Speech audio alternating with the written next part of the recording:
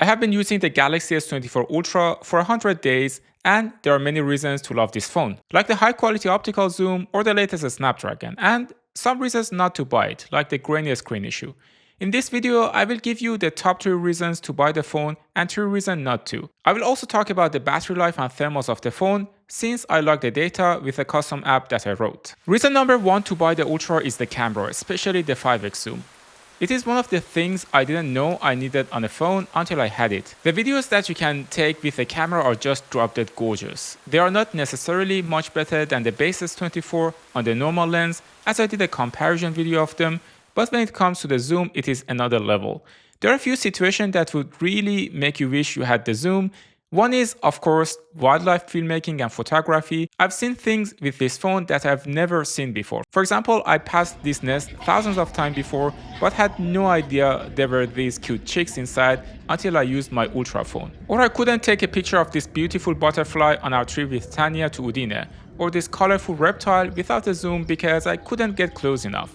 The details that the camera can capture even on 5x zoom is amazing, and colors are poppy without being oversaturated. Or like all of you, I love to look at airplanes and objects in the sky, and without this crazy zoom level of the phone, you cannot take a picture or a video of the airplanes. Fun fact, I often use Circle to search to see what is the exact model of the airplane. For example, the last one is Korean Air. I just love the camera of this phone. The photos that I took with the camera are great too. I took so many photos that I can literally print out and put them on the walls, something that I couldn't say just a few years ago about phone cameras. I can comfortably say that I definitely use every single lens in the camera system, and each of them has its own unique use cases.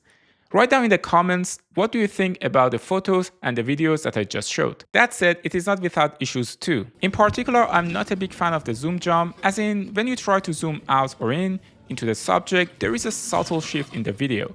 Not a big deal, but I wish they could do something about it with computational photography.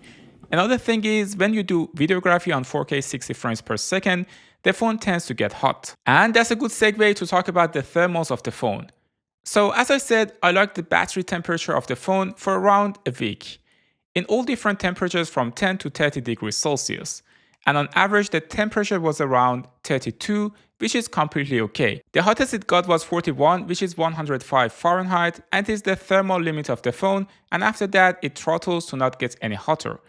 I know there is a lot of talks about the Snapdragon 8 Generation 3 getting hot, but that's not my experience at all with the S24 Ultra. To test it more precisely, I liked the data when I was traveling to Amsterdam, and I started the day by 100%, and after 5 hours and 45 minutes of screen time, with at least 4 hours of music streaming, while being connected to 5G almost the whole day, it got to 13 by the time I arrived at the hotel. Often I end up with 30 to 40% with average mix use by the end of the day. I also did a video comparing the Ultra with the S24 Plus battery life, and the Ultra had 23% more before the S24 Plus died. Also, there is no lack of nice cases out there. The Galaxy Ultra is a premium phone and deserves a premium case. Don't go cheap on it. For example, I'm using a TORRAS case, which is the sponsor of today's video. The case is premium, it feels premium, and it also protects your expensive device. The edges are just the right amount to elevate the phone to protect the screen from scratches, especially if you want to go without any screen protector. If you go with the Samsung official anti-reflective screen protector, which I do recommend, it fits perfectly. Also, it doesn't add bulk to your phone since it is slim. They have this super useful stand too, which works pretty well and goes in and out and lets you put your phone on a table and has this satisfying sound. My choice was the gray transparent one. I think it fits very well with the gray color, but they have other options too. You can just check out the link in the description. I genuinely love this case and I replaced it with my old case already. The second reason that you may want this phone is because of the specs. Snapdragon 8 Generation 3 is the best and latest chipset out there. And this is the only Samsung flagship phone that gets the Snapdragon in all regions. So if you're in Europe, maybe consider the Ultra instead of S24 Plus. The phone has 12 GB of RAM and enough storage. The display resolution is Quad HD+, the bezels are small, the fingerprint scanner is fast, and the phone is super snappy. You can even replace it with your laptop. This is something I've done a couple of times. I just brought my Lenovo keyboard and portable monitor with me, and boom, you have a working station with you. I put the link of these two devices in the description. The third reasons you want to get this one is because of the S Pen. Like the 5x zoom, I never thought I needed it until I had it. There's a few simple tests that I give you to know whether you actually need it or not.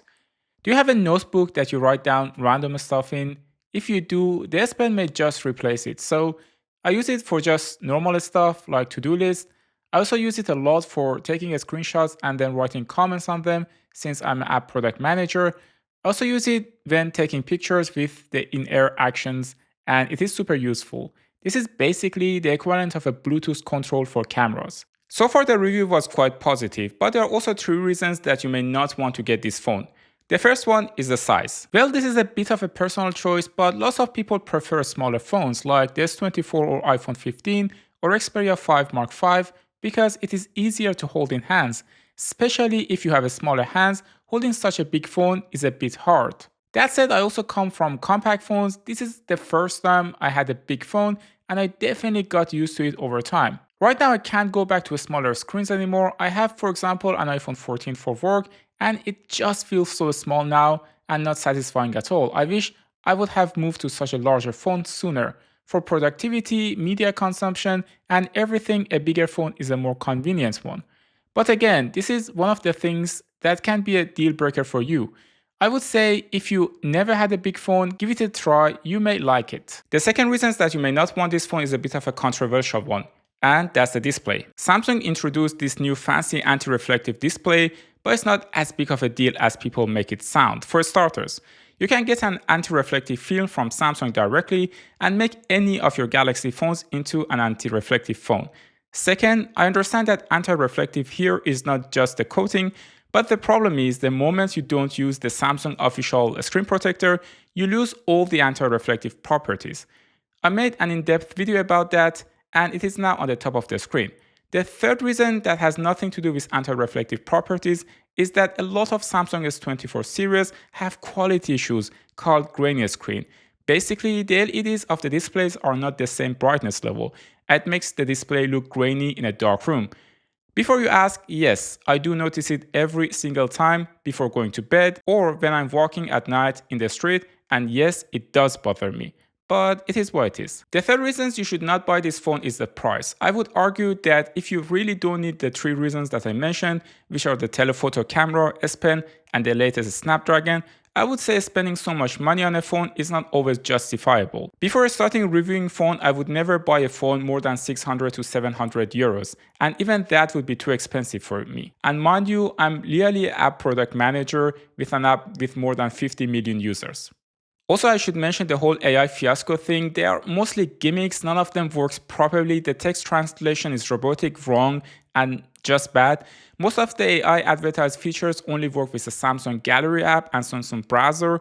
Then there is this circle to search. Yeah, I've used it a couple of times. Like this time, I wanted to check what the airplane's model was and surprisingly it worked. Also, when I travel, sometimes I want to check what the name of the place we are going is. That said, if you want to buy the phone for AI stuff, just don't. It isn't worth it. And the Galaxy S23 series also has it already. This is just my personal opinion. Feel free to challenge it in the comment section.